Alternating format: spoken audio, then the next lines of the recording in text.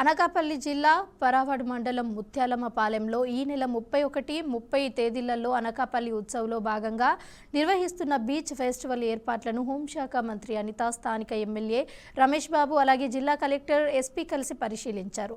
ఈ బీచ్ ఫెస్టివల్లో వివిధ సాంస్కృతిక కార్యక్రమాలు, దింస నృత్యాలు, జబర్దస్త్ ఆర్టిస్టుల కామెడీ షోలు, అలాగే స్థానిక కళాకారుల ప్రదర్శనలు, veg, non veg food stalls, పాటల కార్యక్రమాలు వంటి వినోదాత్మక కార్యక్రమాలు ఏర్పాటు చేసినట్లుగా అధికారులు తెలిపారు.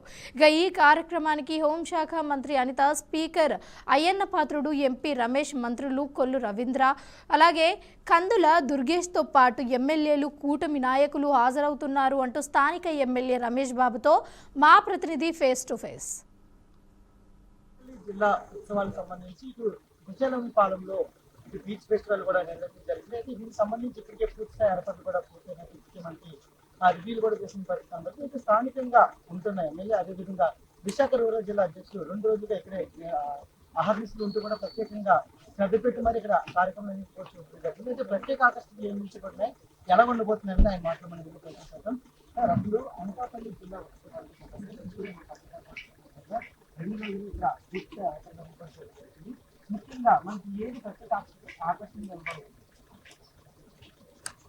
ఇది మేము చాలా ప్రెస్టేజ్గా తీసుకున్నామండి. రాష్ట్ర ప్రభుత్వం ప్రజలను ఆహ్లాదపరచాలన్న సంకల్పంతో రాష్ట్ర వ్యాప్తంగా అనేక కార్యక్రమాలు చేస్తా ఉన్నారు. దానిలో భాగంగా విశాఖ ఉత్సవం అని గతంలో ఉండేది. దాన్ని ఉమ్మడి జిల్లా, గతంలో విశాఖ, అనకాపల్లి, అరకు జిల్లాలు కలిపి ఉండేది. ఉమ్మడి జిల్లాలో 3 చోట్ల కూడా విశాఖ వచ్చు, అనకాపల్లి వచ్చు, అరకు వచ్చు అని 3 ప్రాంతాల్లో చేస్తూ అనకాపల్లిలో 3 ప్రాంతాల్లో చేస్తా ఉన్నాం. అనకాపల్లి జిల్లాలో ఒకటి పెందుర్తి ముత్యాలంపాలెం, యలమంచిలి కొండకర్లావ, అనకాపల్లి ఎన్టీఆర్ స్టేడియం, బెల్లంమార్క్, ఈ 3 ప్రాంతాల్లో చేస్తా ఉన్నాం.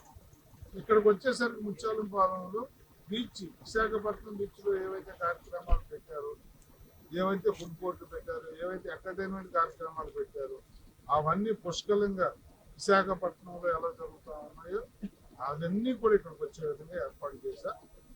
దగ్గర 30-40 వేల మంది జనం అక్కడ ఎక్స్పెక్ట్ చేస్తా ఉన్నాం. వాళ్ళందరికీ కూడా 4 గంటల పాటు ఉర్రు తొలగించి ఆహ్లాదపరిచే కార్యక్రమాలు, స్టేజీ మీద గీతామాధురి మ్యూజికల్ నైట్ అవ్వచ్చు, జబర్దస్త్ టీము కామెడీ షోలు అవ్వచ్చు, రేలారే ప్రోగ్రాంలు అవ్వచ్చు, పోప్ సాంగ్స్ అవ్వచ్చు, బుర్రకథలు అవ్వచ్చు, కోలాటాలు, తప్పిడిగుళ్ళు, దింసాలు, వివిధ రాష్ట్రాల ట్రెడిషనల్ డ్యాన్సులు అన్నీ కూడా పెట్టి, వాటర్ స్పోర్ట్స్, అలాగే beach sand sports, kabaddi, volleyball, అలాగే రైడ్స్ అన్నీ పెట్టి 4 గంటల పాటు ఇక్కడికి వచ్చే పబ్లిక్ని ఆహ్లాదపరిచి 4 గంటల టైం 4 నిమిషాల్లో జరిగే విధంగా వాళ్ళు ఆనందం పొందే విధంగా కార్యక్రమాలు ఏర్పాటు.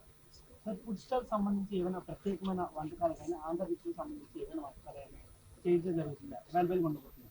తప్పకుండా నాన్ వెజిటేరియన్ ప్రియులకి చికెన్, మటన్, ఫిష్, ప్రాన్ బిర్యానీలు ఉంటాయి.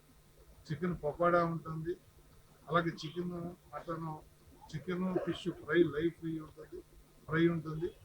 అలాగే చాట్లు ఉంటాయి, పానీపూరీలు ఉంటాయి, పునుగులు, బజ్జీలు, మిరపకాయ బజ్జీలు, అరటికాయ బజ్జీలతో స్టాల్స్, అక్కడ వేసే స్టాల్స్ ఉంటాయి. ఐస్ క్రీమ్ పార్లర్లు ఉంటాయి, స్వీట్ ఉంటుంది, తాపేశ్వరం కాజా ఉంటుంది, కాకినాడ కాజా ఉంటుంది, బందర్ లడ్డు ఉంటుంది, మాడుగుల హల్వా ఉంటుంది. ఏ ప్రాంతంలో ఏ స్వీట్ ఫేమస్ అవన్నీ కూడా తెచ్చి స్టాల్స్ పెడతా ఉన్నాం. అన్ని అంగులతో టీ పార్లర్లు ఉంటాయి, తర్వాత మిల్లెట్ ఫుడ్ ఉంటుంది. ఇలా అన్ని రకాలుగా కూడా ఫుడ్ తయారు చేసుకోవడం కూడా ముత్యాలంపాలెం కానీ చుట్టుపక్కల గ్రామాలన్నీ కూడా మత్స్యకారులతో వారి జీవితాన్ని కూడా కొనసాగించే అవకాశం ఉంటుంది. ఈ యొక్క ఫెస్టివల్స్ ఇలాంటి పెట్టడం వల్ల ఈ యొక్క గ్రామానికి కానీ, ఈ యొక్క ముత్యాలంపాలెం గ్రామానికి కానీ మత్స్యకారులకు ఏమైనా చేయించే అవకాశం కనబడుతుంది. కేవలం ఈ కార్యక్రమం ఫెస్టివల్ అంటున్నారు, ఫెస్టివల్ కాదు, ఇది విశాఖ, అనకాపల్లి, అరకు ఉత్సవం. ఈ ఉత్సవంలో భాగంగా ముత్యాలంపాలెం ఎందుకు తీసుకున్నామంటే, చాలా కాలం నుంచి రాష్ట్ర ప్రభుత్వానికి ముత్యాలంపాలెన్ని పర్యాటక ప్రాంతంగా డిక్లేర్ చేయమని చెప్పి నేను కోరుతా ఉన్నాను.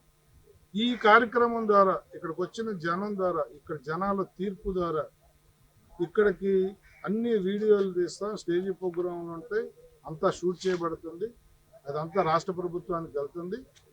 ఈ ప్రాంతాన్ని టూరిజంగా డిక్లేర్ చేసి 100 కోట్ల రాష్ట్ర ప్రభుత్వం ఖర్చు పెడితే అది ముందు లాభపడేది ముత్యాలపాలెం గ్రామస్తులు.